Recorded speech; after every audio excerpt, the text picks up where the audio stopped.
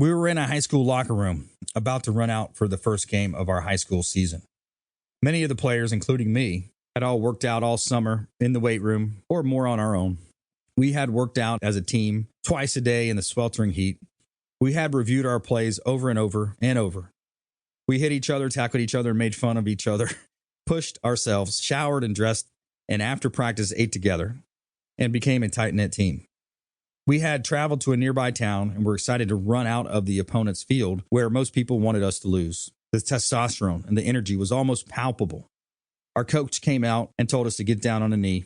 We did almost in unison. We were, after all, a team, his team.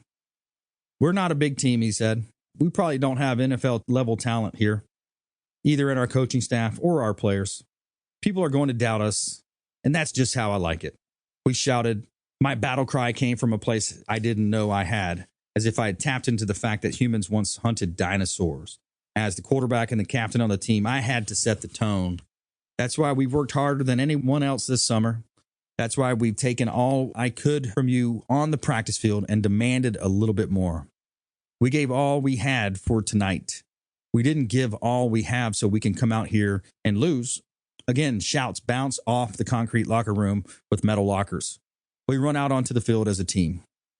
The memories and echoes of that night carried our undersized team that was physically outmatched in almost every contest to win our district championship, our regional championship. We defeated Tampa Catholic in the semifinal football game 37-35, which was loaded with national talent, and we went on to run undefeated to state championship game.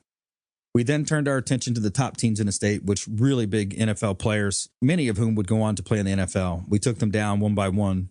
We didn't always win because we were better than the other teams. We won because we believed that we were better than the other teams. There were many times when we botched plays or ran them poorly. There were many times during the games when we were down on points. In all those situations, either the huddle or the sidelines, the players looked to me to lead the team. As the quarterback, there were times when I couldn't allow my true feelings to show. I always had to let them know that I believed we were going to be okay and win the game regardless of the situation. I knew that if we had the right mindset, the team could and would achieve higher heights than almost anyone thought we could.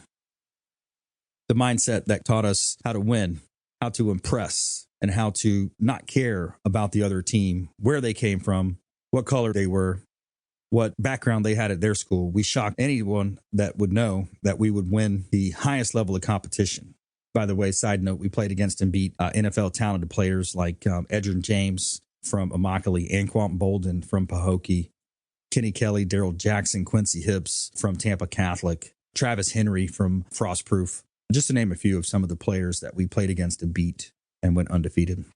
But the reason I'm saying is because the mindset, the winning mindset, having the right mindset is the number one thing in anything you do to inspire.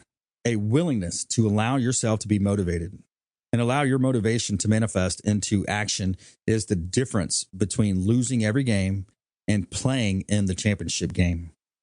People can take a lot from you, but if you have the right mindset, one that compels you to study, learn, and implement, that can never be taken away from you. And with that mindset, whatever has taken from you can always be regained.